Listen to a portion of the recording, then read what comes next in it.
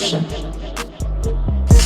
Сегодня я расскажу о том, как я дошел до Атлантиды пешком, о том, как ToBe2T сильно поменялся с моего последнего захода, а также о других интересных вещах, связанных с сервером и Атлантидой. Итак, наскреб я бешеные 1600 рублей, разорился на этом и спустя полчаса, выстояв приоритетную очередь, зашел впервые за 3 месяца на ToBe2T. У меня были свои причины, по которым я не играл, среди которых и усталость от сервера, и то, что я делал другие интересные видео. Ну так вот, заспавнился я недалеко от спавна, в безопасном месте в Элитро. И сразу же их снял и положил подальше, потому что они больше не пригодятся как сейчас, так и в ближайшем будущем. Ведь они не работают от слова совсем. Чуть позже побольше поговорю об этом. Итак, я зашел в Адок, дошел до дороги, повернул в сторону Атлантиды Филина и начал свой великий марафон. Нет, не начал, потому что очень быстро я встретил пару агрессирующих челов. Как только я их заметил, а они заметили меня, конечно же, я побежал подальше в какой-нибудь портал. И один из этих челов был настолько наглым агрессором, что бежал со своим кристаллом в руке до самого портала. Но в итоге я ушел без единицы дамага. Погулял там, почилил и вернулся на свой путь. Путь, а вернее марафон, предстоял мне долгий и изнурительный. Я бегу на автоволке Баритона, потому что элитры были выключены. Зачем и почему они были выключены? Ну, спросите у Хаусмастера. Ведь большинство игроков, и я в их числе, считают, что это плохое неверное решение.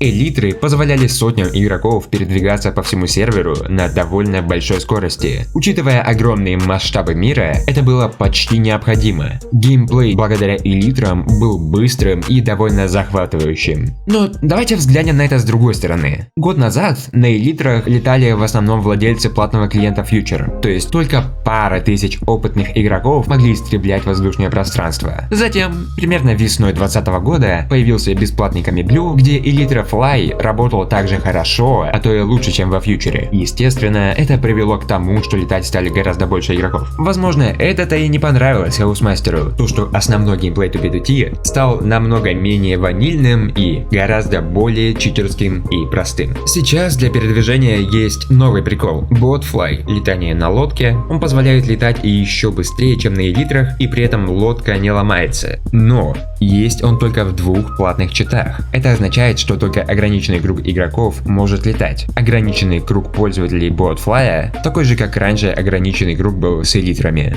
Возможно, Хаусмастер просто придерживается политики, направленной на самых прошаренных пользователей сервера. И это имеет смысл, потому что они-то и играют все время, и донатят на приорку. Было бы классно, если бы было именно так, как я и говорю. Но скорее всего он просто творит какую-то дичь и пытается устроить на ToBe2T ванильный, то есть обычный геймплей. А этого уже никогда не будет, это просто стоит принять. Уже годами на ToBe2T геймплей не ванильный. В любом случае, для меня это означает то, что я вернулся к тому состоянию, откуда начинал. У меня только импакт и немножко салхака из читов. Камеблю я в принципе удалил за ненадобностью. Я просто бегу на ногах. Скорость бега обычного игрока в Майнкрафте 5,6 метров в секунду. Метр в Майнкрафте это блок. Но можно ее увеличить читом, а именно читом таймер в импакте. Он увеличивает скорость вашего клиента. Кратко говоря, пока в реальности происходит 1 секунда, в вашем Майнкрафт клиенте происходит 2 секунды. Конечно же, во всех античитах это предусмотрено,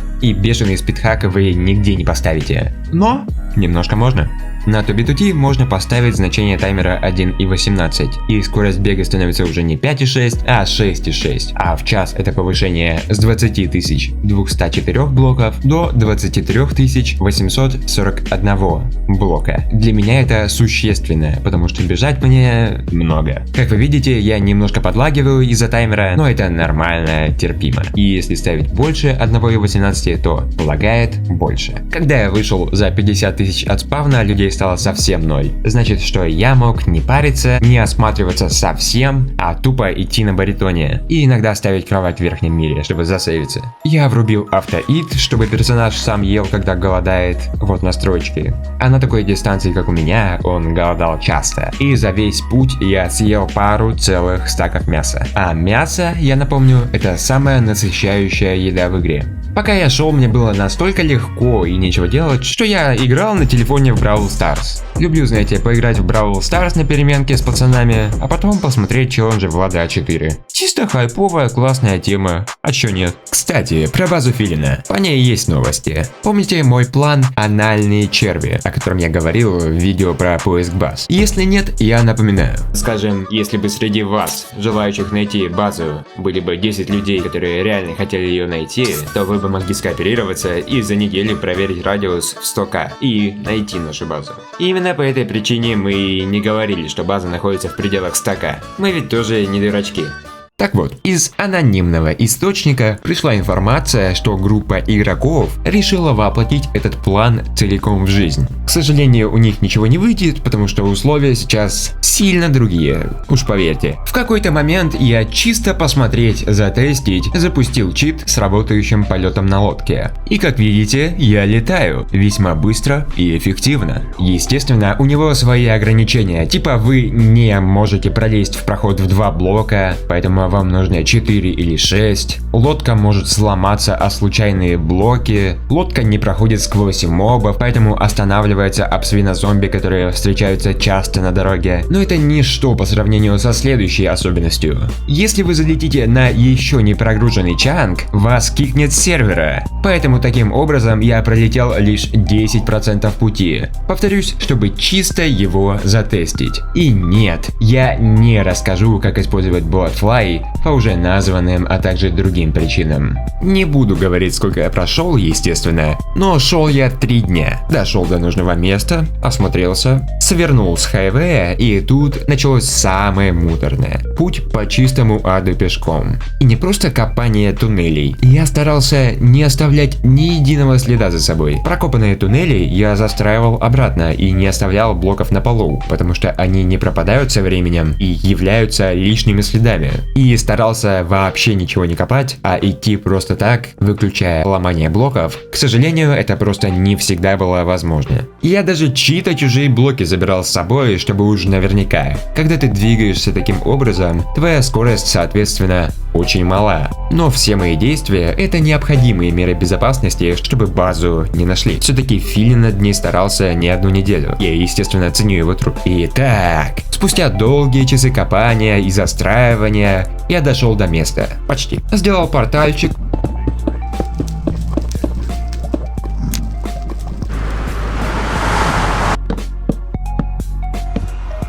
Дождался ночи, поспал, сложил шмот, взял кирку, сломал портал в аду и сжег вещи.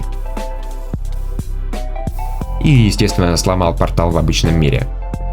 Все это тоже меры безопасности, которым когда-то учил Салсилан в видео, которое я озвучивал. На самом деле сейчас грифов стоит бояться меньше, чем раньше, потому что опять же элитры отключены и искать базы могут гораздо меньшее количество игроков, но все-таки это правило безопасности и их стоит соблюдать. Мне осталось немного, поэтому я поставил лодку и просто поплыл. Ну, почти просто. Хаусмастер уже давно что-то дикое делает с лодками, и просто плыть, не выпадая из лодки, можно только с недавних времен. И...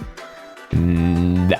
Я официально добрался до Атлантиды Дениса Филина. Естественно, у меня есть планы, что я здесь буду делать, но вот какие именно, вы узнаете в следующем ролике. Поэтому подписывайтесь, ставьте лайки, пишите умные комментарии из 10 слов, поддерживайте меня на бусти или донатьте в группе, чтобы оказаться в конце видео в титрах. Ну и конечно же делитесь качественным контентом с братюнями и сестрюнями. Всем пока!